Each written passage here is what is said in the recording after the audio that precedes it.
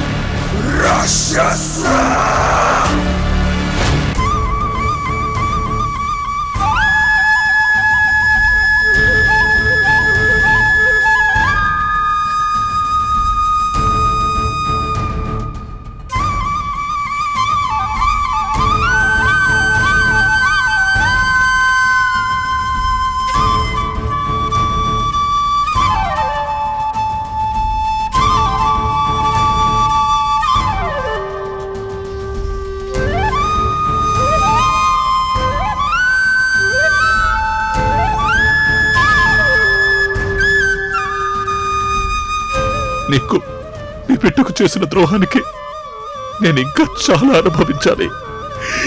దయచేసి ప్లీజ్ దుర్గా, నేను వదిలేసి వెళ్ళిపో.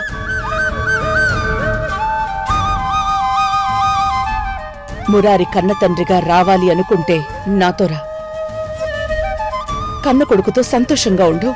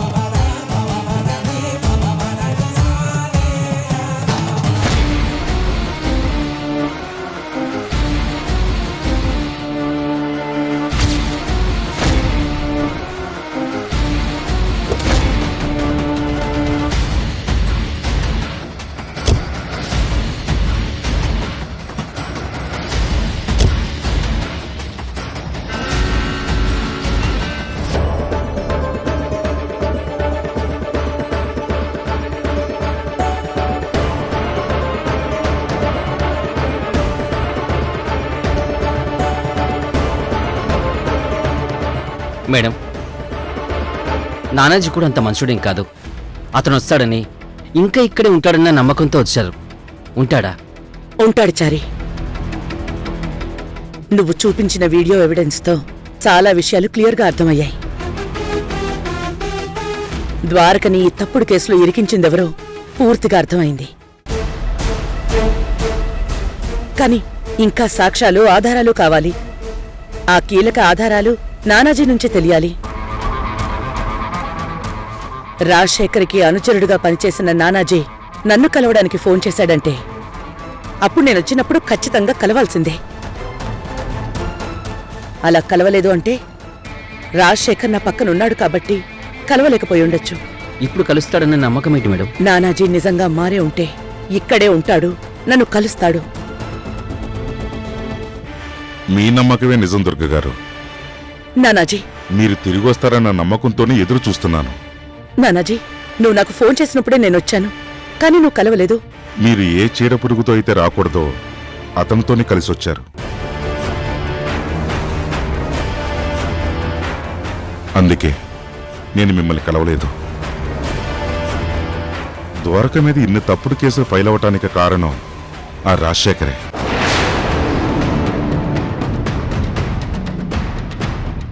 రాజశేఖర్కి ఈ విషయంలో సపోర్ట్ చేసి నేను కూడా మీకు ద్రోహం చేశాను.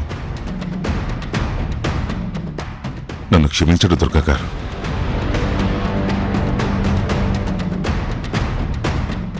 రాజశేఖర్ నాతో మాట్లాడిన కాల్ రికార్డ్స్, నాకిచ్చిన డబ్బు వివరాలు, నేను ఎవరితో జర్నలిస్ట్ని చంపించానో అన్ని వివరాలు ఆధారాలతో సహా ఉన్నాయి. తీసుకోండి దుర్గా గారు. సరే. ఇవన్నీ సబ్మిట్ చేసి వెంటనే ఆ రాజశేఖర్ని అరెస్ట్ చేయించండి. అరెస్ట్ చేయించడానికి ఎంతోసేపు పట్టదు నానాజీ. కానీ సువర్ణ వాళ్ళ నాన్న పలుకుబడి ఉన్న వ్యక్తి. ఏదో ఒకటి చేసి వెంటనే రాజశేఖర్ని బెయిల్ మీద బయటికి తీసుకొస్తాడు. అలా అతను తప్పించుకోవడానికి వీల్లేదు. చేసిన తప్పుకి తప్పించుకునే విధంగా ఖచ్చితంగా శిక్ష పడాలి. మరి అలాంటి శిక్ష పడాలంటే నేనొక ప్లాన్ చెప్తాను.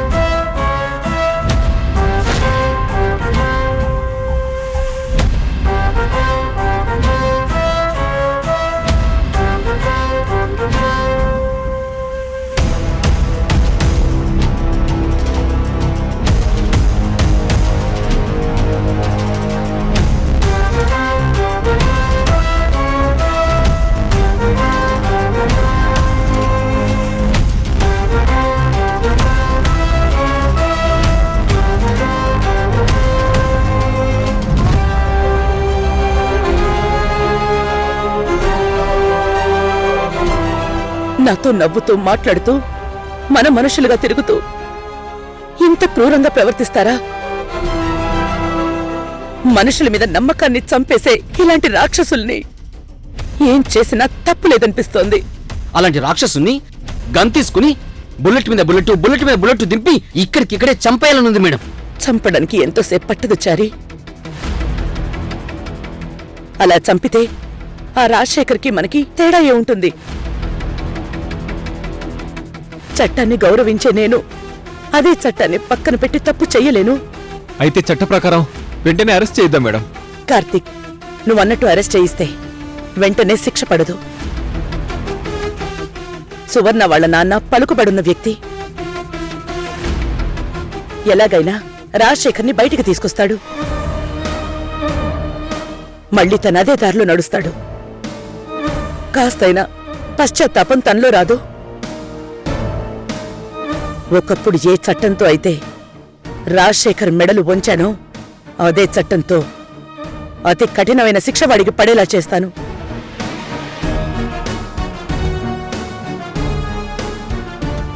జీవిత కారాగార శిక్ష పడాలి దుర్గమ్మ. వాడితో చేతులు కలిపిన పాపానికి నాకు కూడా శిక్ష పడాలి. మీ అబ్బాయి ద్వారకని మీ నుంచి ఒకప్పుడు దూరం చేశాను. అదే ద్వారకని 2 సార్లు చంపాలని కూడా ప్రయత్నించాను. నన్ను క్షమించు దుర్గమ్మ. ఇలాంటి నేర ప్రవర్తన ఉన్న వాళ్ళకి శిక్షలు పడుతూనే ఉంటాయి. కానీ కొత్త నేరాలు జరుగుతూనే ఉన్నాయి. ఇందులో ఎందరో అమాయకులు బలవుతూనే ఉన్నారు. నా బిడ్డ ద్వారక లాంటి పోలీస్ ఆఫీసర్కి ఇలాంటి పరిస్థితి వచ్చిందంటే ఇక సామాన్యుడి పరిస్థితి ఏం కావాలి? అవును మేడం. దుర్గమ్మ, ఆ రాజశేఖర్ని మీరు ఇంట్లో నుంచి బయటికి గెంటేసి కోర్టు గడువు దాకా ఒక చోట ఉంచితే మంచిదేమో. నానాజీ, రాజశేఖర్ దృష్టిలో నువ్వు లేనట్టే. అలాంటి ధీమాతోనే తనుండాలి. నేను కోర్టుకి ఏ ఆధారాలతో వెళ్లలేనని, ఓడిపోతానని అనుకోనిద్దాం. నీ అడ్డు తొలగిపోయింది అనుకున్నాడు గనక నా ముందు ఇంకా మంచిగా నటిస్తాడు.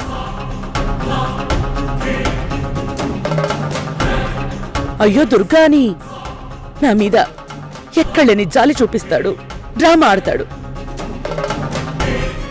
నటించాలనుకుంటే ఈ దుర్గా అంతకంటే ఎక్కువగా నటించగలదు. అస్సలు బయటపడకుండా డ్రామా ఆడగలదని తర్వాత తనకే అర్థమయ్యేలా ప్రవర్తిస్తాను.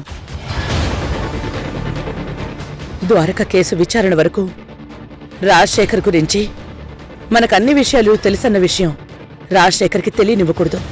తెలియనివ్వం మేడం. మేడం, నిన్న వీడియోలు చూడగానే ఇన్ని తప్పులు చేసింది రాజశేఖర్ అని ప్రూవ్ చేయడానికి ఒకవైపు నానాజీని, ఇంకోవైపు బొమ్మని పెట్టి భలే ప్లాన్ చేశారు మేడం. Brilliant idea.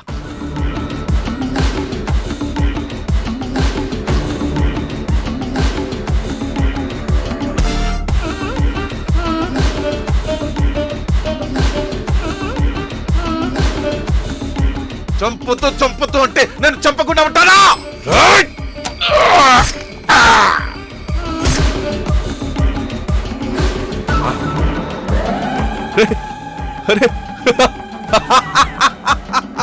సరిగ్గా ఇప్పుడే కరెంటు పోయింది.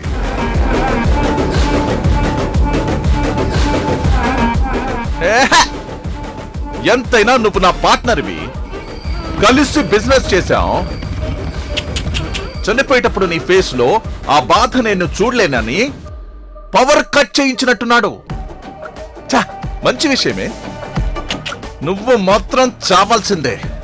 నన్ను చంపద్దు, నన్ను చంపదు రాజశేఖర్ గారు. ప్లీజ్ నన్ను చంపద్దు. ప్లీజ్ ప్లీజ్ నన్ను చంపద్దు, ప్లీజ్ నన్ను చంపద్దు.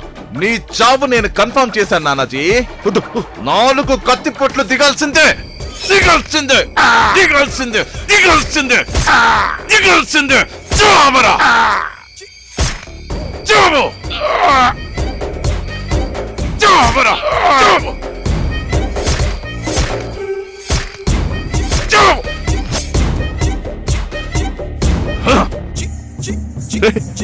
అరే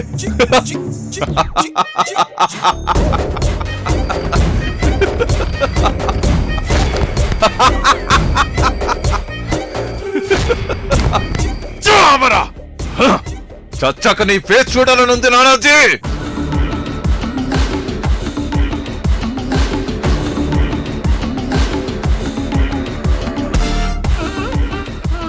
ఏయ్ నానాజీ, వస్తాన్రా. Rest in piece.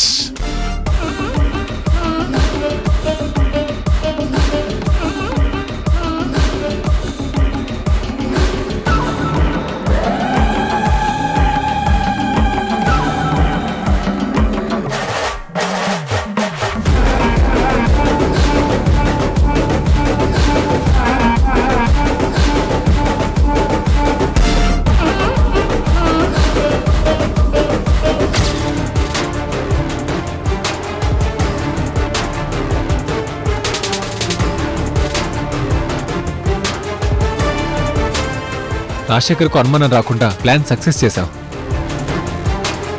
సరిగ్గా రాజశేఖర్ నానాజీని పొడిచే టైంకి బొమ్మని తిప్పాం. కరెక్ట్గా రాజశేఖర్ చూసేటప్పుడు నిజంగా నానాజీని తనకి శవంలా కనిపించేలా చేశాడు. ఆలోచన నాదే అయినా ఆచరణలో మీ ప్రతిభ కూడా ఉంది.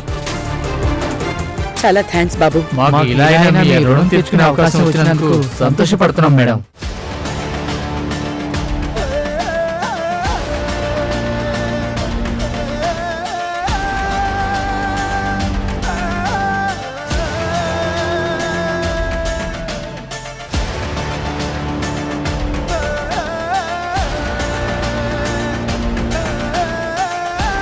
ఇంత కష్టపడుతోంది, ఇన్ని ప్రయత్నాలు చేస్తోంది ద్వారక నిర్దోషిగా నిరూపించడం కోసం. ద్వారకని శిక్ష నుంచి తప్పించాలి. ఆ రాజశేఖర్కి కఠిన శిక్ష పడేలా చెయ్యాలి. నన్ను నమ్మించి మళ్ళీ మోసం చేసినందుకు ప్రతిరోజు నన్ను గుర్తు చేసుకుంటూ జైల్లో బ్రతకాలి. బ్రతికేలా చేస్తాను.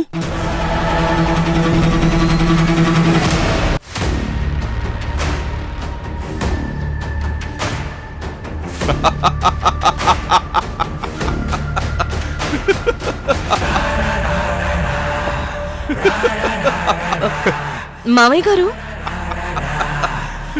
రాజశేఖర్ గారు వెళ్ళిన పని ఏమైంది? ఆ నానాజీని ఈ చేతులతో కత్తి పట్టుకొని పొడిచి పొడిచి చంపేశాను.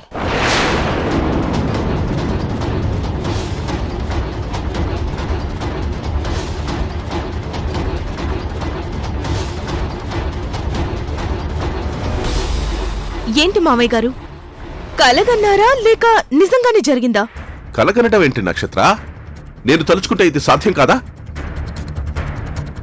నానాజీని చంపేంత ధైర్యం నాకు లేదనుకుంటున్నావా? వాడేం ఇంటర్నేషనల్ క్రిమినల్ కాదు, నాతో కలిసి పనిచేసినవాడు, నా మోచేతి నీళ్లు తాగినవాడు. వాణ్ణి చంపడం నాకు పెద్ద విషయమేం కాదు. దుర్గని కలుస్తానని ఫోన్ చేసి కలవకుండా వెళ్ళిన మనిషి ఎక్కడున్నాడో అసలు మీకెలా తెలిసింది? వాడా దుర్గ మనుషులకు దొరికాడు. వాణ్ణొక చోట ఉంచిన విషయం దుర్గ చారితో చెప్తుంటే విన్నాను. దుర్గ వెళ్ళడానికి ముందు వాణ్ణి చంపాలని డిసైడ్ అయిపోయాను. వాణ్ణి చంపేశాను.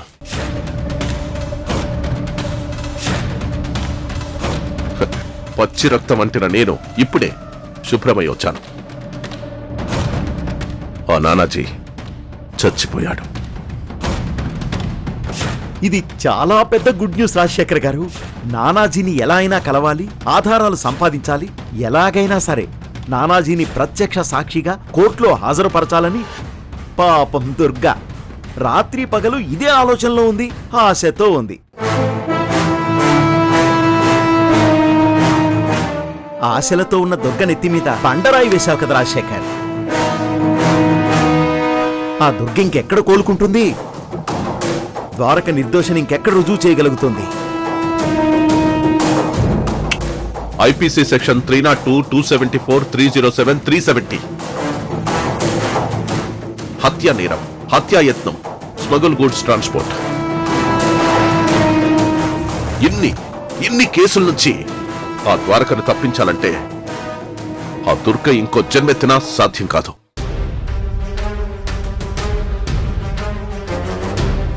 ద్వారక హంతకుడని ఈ ప్రపంచమే నమ్ముతుంది, అసహ్యించుకుంటుంది. కొడుకును చూసి ఎన్నేళ్లు గర్వపడిన ఆ దుర్గకి కోర్టు హాల్లో ఎప్పటికీ మర్చిపోలేని అవమానం జరుగుతుంది. రాజశేఖర్ గారు, ఇది కదా మనకు కావాల్సింది. గ్రేట్ రాజశేఖర్ గారు. ఆ నానాజీ చావుతో ఇంకా ఆధారాలన్నీ సమాధైపోయినట్టే. ఈ సక్సెస్ ని మనం సువర్ణతో కలిసి సెలబ్రేట్ చేసుకోవాలి. అవును మామయ్య, ఇది మనం దుర్గ మీద సాధిస్తున్న ఫస్ట్ సక్సెస్. చాలా చాలా గ్రాండ్ గా సెలబ్రేట్ చేయాలి.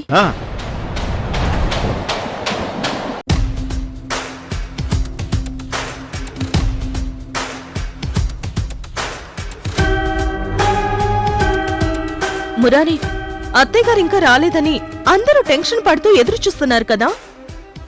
ఆధారాలు సంపాదించాలనే ఆశయంతో పగలా రాత్రా అని కూడా చూసుకోకుండా తెగింపుతో అత్తయ్య గారు వెళ్లడం మంచి విషయమే. కానీ ఎక్కడికి వెళ్తున్నారో తెలీదు. ద్వారకా భవన్ కాపాడే ప్రయత్నంలో తను ఏదైనా ప్రమాదంలో పడతారేమోననిపిస్తుంది. నక్షత్ర, అత్తయ్యకి ఏదో జరుగుతుందని ఇక్కడ అందర్నీ టెన్షన్ పెడుతున్నావు. అసలే ద్వారకా బావ గురించి టెన్షన్ పడుతున్న అవంతి ముందు నువ్వింకా అత్తయ్య గురించి ఇలా మాట్లాడితే తనెంత భయపడుతుంది. ఇవేం నువ్వు ఆలోచించవా? మయూరి, నేను ఎవర్ని టెన్షన్ పెట్టడానికి మాట్లాడలేదు. వెళ్ళిన అత్తయ్య గారు ఎక్కడికి వెళ్తుందో చెప్తే మనకాస్త ధైర్యంగా ఉంటుంది కదా. ఇంట్లో చెట్టంత కొడుకు మురారిని పెట్టుకుని ఆ కార్తీక్ ను చారిని వెంట పెట్టుకుని ఆధారాల కోసం అన్వేషించడమేంటి? మురారిని తనతో తీసుకువెళ్ళొచ్చు కదా. మురారి వెళ్ళుంటే మనకింకాస్త ధైర్యంగా ఉండేది. నక్షత్ర, నీ ఆలోచన మంచిదే కానీ నా అవసరం ఉంటే అమ్మే నన్ను తీసుకెళ్లేది. ఇలాంటప్పుడు కాకపోతే ఇంకెప్పుడు అవసరం ఉంటుంది మురారి? నువ్వు మరీ అమాయకుడు కాకపోతే. నక్షత్ర, మురారి బావని అత్తయ్య తీసుకెళ్లకపోవడానికి, ఈ కేసు విషయంలో ఎక్కువ కల్పించుకోకుండా దూరం ఉంచడానికి కారణం ఉంది.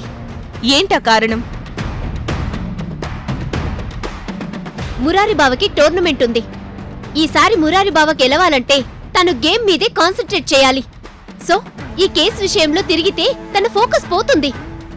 ద్వారక బావ టెన్షన్తో తను గెలిచే అవకాశాన్ని కోల్పోతాడు. చాలా మంచి కారణం చెప్పావు మయూరి. మురారిని ఛాంపియన్ గా చూడ్డం అత్తయ్య గారి డ్రీమ్ కదా. Very good. అత్తయ్య గారి ప్రతి ఆలోచనకు ఒక కారణం ఉంటుంది. అలాగే కానివ్వండి. కారణాలేవైనా ఇప్పుడు వెళ్ళిన ఆ దుర్గా నానాజీ శవాన్ని చూసి తిరిగి రావాలంతే.